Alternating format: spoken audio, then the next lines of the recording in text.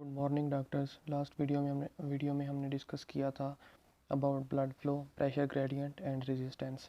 तो मैंने बताया था कि नेक्स्ट वीडियो में हम डिस्कस करेंगे कौन से फैक्टर हैं जो हमारे डिटरमाइन करते हैं कि हमारी रेजिस्टेंस इंक्रीज़ करेगी या डिक्रीज़ करेगी। ठीक है, तो इसके लिए ये एक इक्वेशन है हमारे पास, पॉइसली इक्वेशन।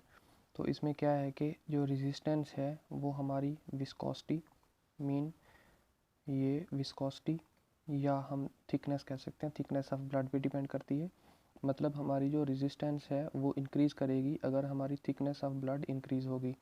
तो मतलब कि हमारी थिकनेस ऑफ ब्लड कब इंक्रीज़ होगी, एक कंडीशन ये हो सकती है कि पॉलीसाइथीमिया हो जाए, mean polycythaemia mean increase of thickness. ठीक है, तो इसमें टू रीजंस हो सकती है, ये बेसिक टू रीजंस है, इसके अलावा भी रीजंस हो सकती हैं। फर्स्ट रीज़न क्या है, मल्टीपल मायोलोमा। ठीक है, मल्टीपल मायोलोमा का मतलब ये है कि जो हमारा बोन मैरो है जहाँ पे हमारे रेड ब्लड सेल्स बनते हैं उसका कैंसर हो जाए तो पॉलीसाइथीमिया हो जाएगा, मतलब थिकनेस ऑफ ब्लड इंक्रीज़ कर जाएगी क्योंकि हमारे पास जो आरबीसी हैं वो इंक्रीज़ कर जाएंगे। ठीक है, या हमारे पास एचपी या हीमोग्लोबिन जो है वो हमारे पास ब्लड में इंक्रीज़ कर जाएगी, तो हम उसको बोलेंगे पॉलीसाइथीमिया। ठीक है, सेकंड कंडीशन ये है कि हमारे पास हीमेटोक्रेट हो सकता है। हीमेटोक्रेट का मतलब ओनली आरबीसी जो है वो इंक्रीज़ करें तो हम उस कंडीशन को कहते हैं हीमोक्रेट। ठीक है, तो हमारी जो रेजिस्टेंस है वो डायरेक्टली प्रोपोर्शन है हमारी थिकनेस या विस्कोसिटी ऑफ द ब्लड। ठीक है, सेकंड है जो हमारी रेजिस्टेंस है वो डायरेक्टली प्रोपोर्शन है to the length of the vessel. ठीक है, जो हमारी अगर लेंथ ऑफ वेसल बहुत ज़्यादा इंक्रीज़ करेगी तो हमारी रेजिस्टेंस डिक्रीज़ करती जाएगी, ठीक सॉरी इंक्रीज़ करती जाएगी। जितनी ज़्यादा लेंथ होगी उतनी ज़्यादा रेजिस्टेंस होगी। ठीक है, तो ये सिर्फ ये विस्कोसिटी और लेंथ नहीं है, ये मल्टीप्लाई बाई 8 है, मतलब 8 टाइम जो है विस्कोसिटी अगर इंक्रीज़ करती है तो रेजिस्टेंस इंक्रीज़ करेगी। ठीक है, देन बाई एरिया।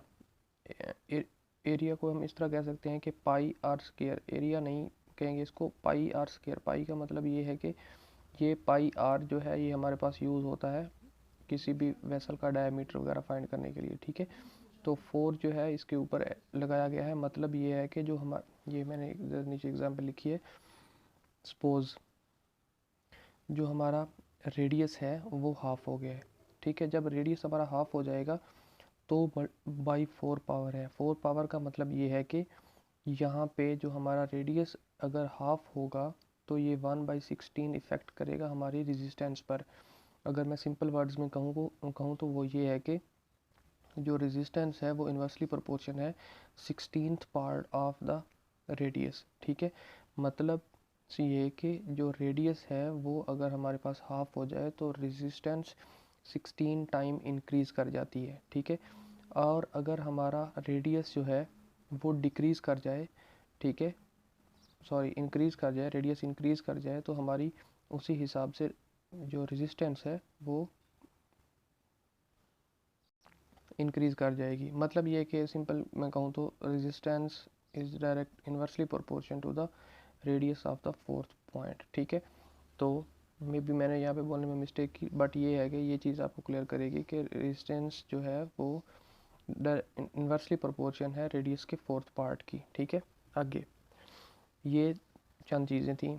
अगर अभी तक हमने क्या डिस्कस किया, फैक्टर्स डिटरमाइनिंग द रेजिस्टेंस कौन कौन से हैं, viscosity of the blood, thickness of the blood, length of the vessel, pi और रेडियस ऑफ द वेसल। ठीक है, ये चीज़ें डिटरमाइन करती हैं कि हमारा ब्लड जो है वो किस रेजिस्टेंस के साथ मूव कर रहा है। ठीक है, then arrangement of the vessel भी डिपेंड करती हैं हमारी रेजिस्टेंस पर या ब्लड फ्लो पर। ठीक है, रेजिस्टेंस पर कैसे करती हैं, अगर हमारी जो वेसल है वो पैरेलल सीरीज़ में है, पैरेलल फैशन में है या सीरीज़ फैशन में है। ठीक है, पैरेलल सीरीज़ फैशन का मतलब ये नहीं है कि हमारी जो ब्लड वेसल है वो एक दूसरे के पैरेलल मूव कर रही हूँ, नहीं ऐसा नहीं है। पैरेलल का मतलब जैसे पैरेलल सर्किट बना देते हैं, फिजिक्स में स्टडी किया था हमने, सेम उसी तरह पैरेलल का मतलब ये है कि ये वेसल्स जो हैं वो एक पैरेलल फैशन में हमारे पास ऐड हुई हूँ। ठीक है, तो सपोज़ यहाँ पे इस तरफ ब्लड जा रहा है, यहाँ पे ब्लड मूव कर रहा है और यहाँ पे ब्लड मूव कर रहा है, और हर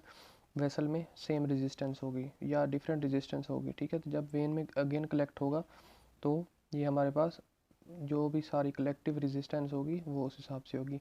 अभी इस पैरेलल फैशन में 3 रजिस्टर लगे हुए हैं, तो 3 रजिस्टर के साथ ब्लड जो मूव करके आएगा तो इसकी रेजिस्टेंस थोड़ी थोड़ी डिक्रीज़ होगी हर पॉइंट पे, ठीक है। अगर सपोज़ मैं यहाँ पे एक और रजिस्टर ऐड कर देता हूँ, अगर मैं यहाँ पे एक और रजिस्टर ऐड करूँगा तो इसकी जो रेजिस्टेंस है हमारे पास वो डिक्रीज़ कर जाएगी, ठीक है।